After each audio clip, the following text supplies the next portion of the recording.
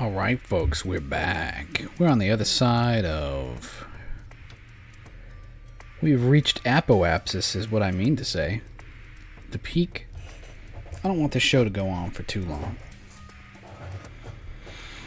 So, yeah. Last night's show, I called my mom up. I sculpted on this guy in my mind on the paper.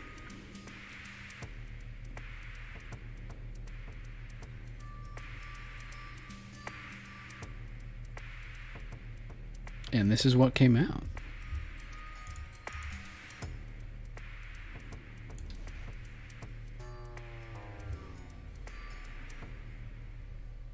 One of the reasons I'm here at 3:02 a.m. is because I was sculpting tonight.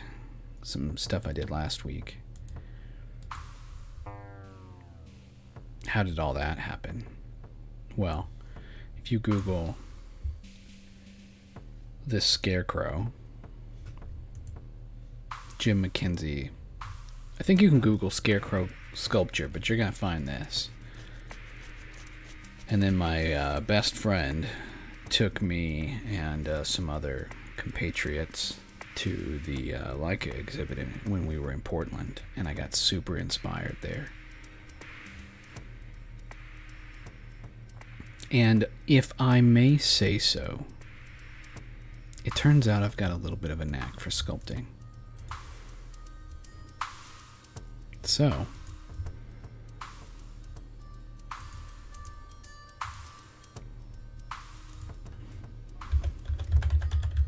I want you to know this other guy.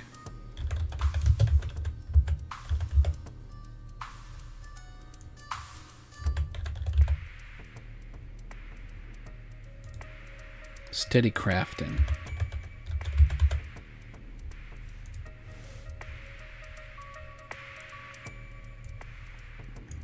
I cannot wait for his stuff to come out. He's got an Etsy shop.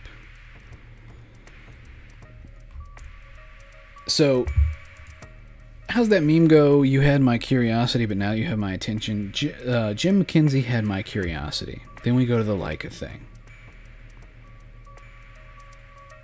And then every time I go over to my buddy Hensel's house, it's the Dark Crystal, or Isle of Dogs, or Kubo and the Two Strings. I'm going, yes, yeah, F yeah, dude, this is great stuff. I'm just soaking it all in, and it's like, I want to do some shit like that. Well, it's like, then dude, do it before you're dead. So here we are. And then Steady Crafton does his show. And I watch the show where he sculpts from scratch the free-range chicken.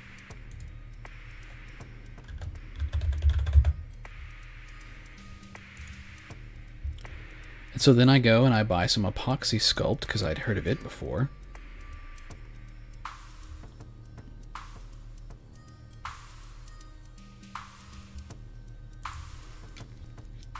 And it's on its way tomorrow. I'm getting some Fix-It sculpt, which is actually what the Craftsman uses. Apparently it's a little more rigid. It takes to being carved a little bit better. We're going to see. We're going to do a material showdown.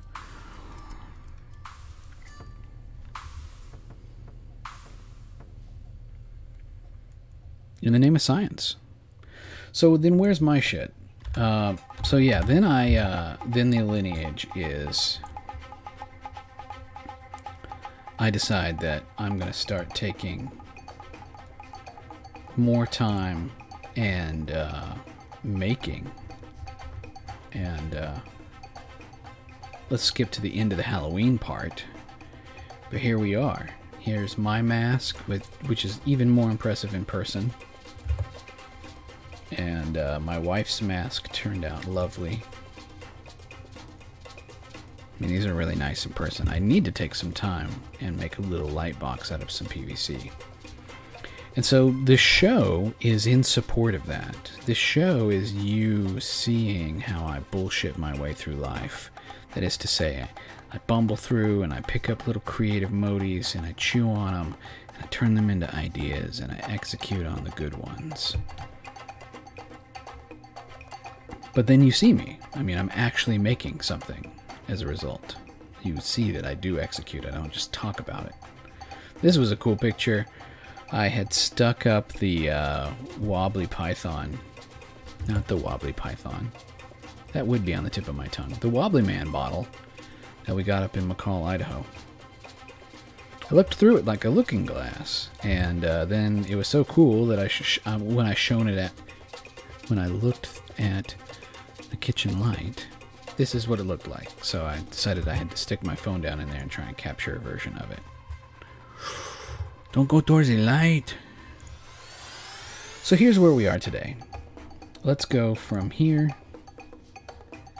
This is what we're thinking about. Keep this little diamond in your mind, kids.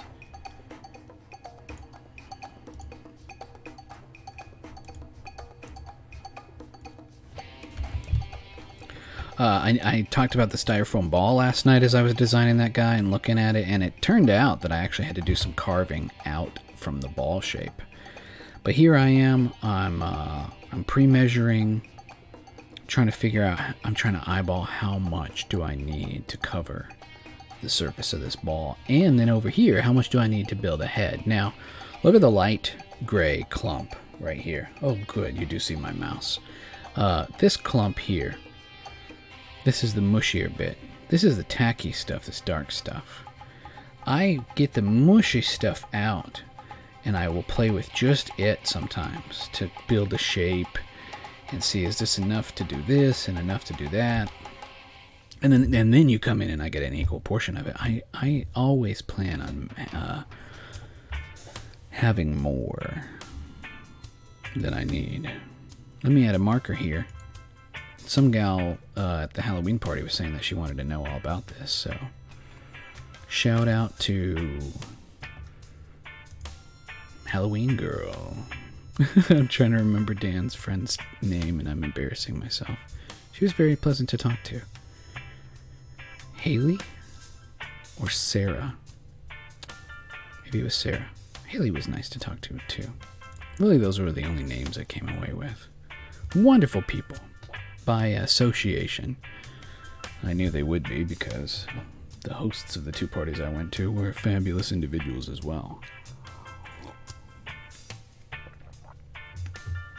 I know I've been doing it every night on the stream, but another thanks to Carolyn Greener for her for letting me borrow sharp teeth. I'm loving it. I took it to the polls with me today. Anyway, so time to cover up this little horse, right? So I mushy, mixy, like Steady Crafton would say. I take it, man. I get on down in there and I mix it all together, and then I mush it out as thin as I can, pinching it with my fingers. I do this extra step because if you just try and compress it without that, you'll get a thick puck of it, and that's not what you want. So I push it out as thin as I can with just my fingers, pinching it and rolling it kind of like you would dough. And then I make it consistent with the rolling pin or the rolling bottle. Here's a picture of my workbench from which I'm broadcasting currently. I include this ghetto thing in here so that you can see that, yeah, the surface of my Wacom long ago degraded, and I have a thick piece of craft cardboard. What is this crap called? Acid-free. It's just a thick-ass piece of craft cardboard. I didn't even have to cut it. And then I have it clamped. And so part of having followers and having people give to the show and having a Patreon and having a little bit of an engine that turns behind the scenes that allows me to generate funds to keep doing all this beautiful stuff that I do. It's having a couple extra dollars to, tonight on my shopping list of craft shit to keep churning the wheel, I've written smaller clamps because I use these clamps to keep this here because I don't want to use glue or double-sided tape. But I also don't need my clamps to be so damn big. Anyway, enough of my ghetto workbench. Here I've taken and I've covered part of the ball. And I'm mushing it around. Oh yeah, and I'm just starting to use more newspaper. I found with newspaper I can take the newspaper and wet it and shape it a little bit better. And then the shape becomes a little more organic, like with the head that I'll show you here tonight.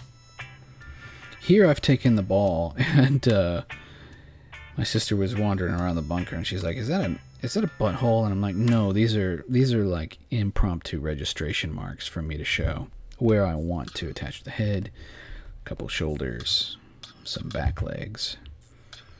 Here I'm showing that I've kind of made a crescent of newspaper on the end of my thumb and then covered that with what is like a mask of clay.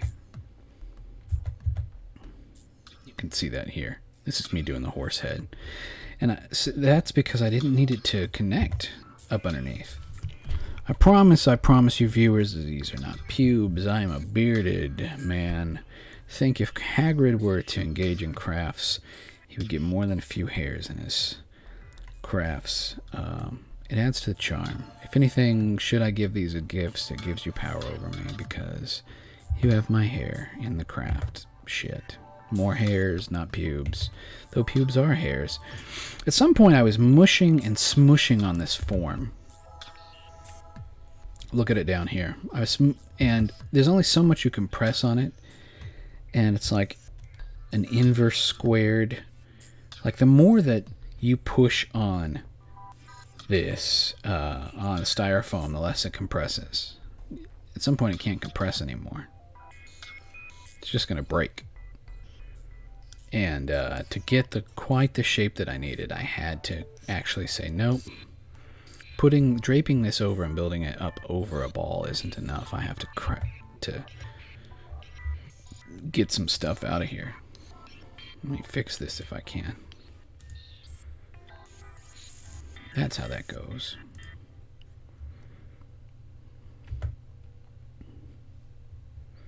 Here I'm starting to consider the shape. You can't really see the contour, but what is the body going to be like in relation to the shape of the head? Here it is sitting on top. Real crude looking. This doesn't look good. I promise you it gets better. It's all iterative. My secretary, my sister, I asked her to get me a rag so that I could keep wiping my hands, because when you work with this stuff, while it's a weird kind of polymer, it is a clay, and so there are times that you want your hands to, the word they use is slip. So you want your hands to be all slippy. It also is nice to have this basin, just a water, like a medieval water basin, to constantly just dunk and rinse your hands in and get your hands wet and clean. And so now you can see here I've removed some clay. I've removed some styrofoam and I've packed it back in with clay, and I'm giving this a kind of an organic shape. There were a few times I was working on the body that it felt like a skull, especially the way that I started to carve in this front leg shape, this back leg shape. I realized that I wanted to have just a little bit of a butt. I like my creatures to, I like it implied that my creatures could poop if they needed to. Yes, you heard that. So I'm giving him a little bit of a tail, and this is a shock to go from one to the next. These two things are not related, let me warn you. Here, I decided, well, I have too much extra clay. What am I going to do? My idea for the manager, let me duplicate this. I remember showing you the manager. Way down here. Because even though that's not the order that I made it, PNGs and file extensions and something, Google keeps putting it down here with these other things. But this guy, this isn't bad looking, but I imagined, what if this face were scaled down some and then moved up on the sphere of a ball? And so squish it down, move it up, kind of making this shape. This is a ball of newspaper that I wet, and then I built some patches. I built a nose patch, I built a forehead patch, I built 2 cheek patches, I built a chin strap patch, and then with slipped fingers I welded them together. You'll see this come together over time too. working on the horse head more. Working on this guy. Now you can see he's got lips. Here's where his nose will go. Oh, and then after this, as much fun as all this was, my camera died, my phone died, all those other pictures, and so I had to plug it in and then just get back to work. These guys are my lowest hanging fruit. When I have extra clay, these are my drink top lids. When I have extra clay, I'll push it into these and just practice faces. These are my sprints, little practice drills. It's like, oh, let's do an eye with some, and practice getting some creases in there. And these are just my little fugglies. In fact, after the show, I got to go in and do some carving to embellish these lines a little more. Here's how this guy's turning out. Again, I'm going to need to carve in some of these details here after a bit. He's got a nose. He's going to have a mustache. So this dude having a mustache does two things. Again, these are my little derpy faces. I'll probably paint them up and sell them for a couple bucks a piece. $5. But more importantly, it lets me play with shapes. It lets me get good at these eye folds on a small scale. It gives me permission to mess up, but also still say that I created something. And so this mustache is in technical, it's preparation and practice for knowing that I got to do a mustache on this guy. And I want it to be even better. This one kind of looks like a croissant in a couple places, which I'm not against that. But I need to be able to put it here, right? You can see his teeth. Very much, see? Teeth back here. Imagine this, a little fatter and on top of that. And then I'm going to take the newspaper out of the back of his head, sand this down, and put it over a sock puppet. Put it on top of a sock puppet.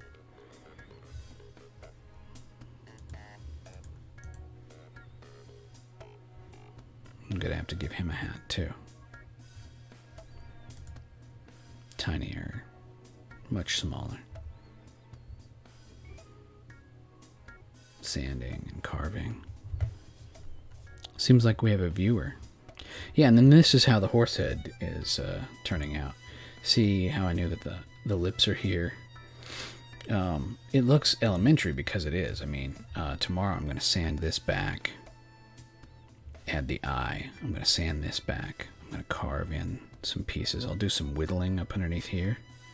I already see that I need to, back here, I was looking at an anatomy book for horses. I need to carve and make it go in a little bit more because the way I drew it, see how it's a big ball and a small ball and then they're connected.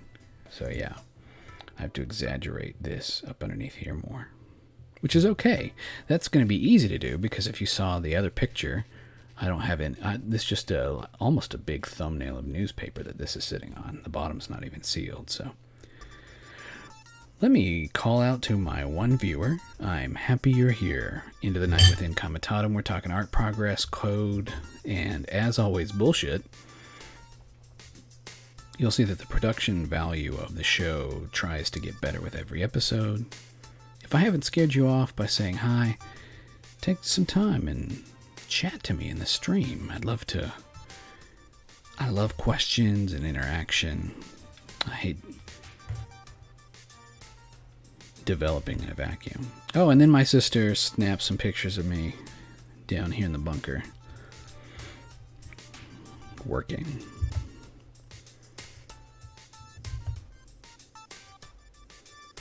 Working. So that's where we're at. You saw my tentative progress before.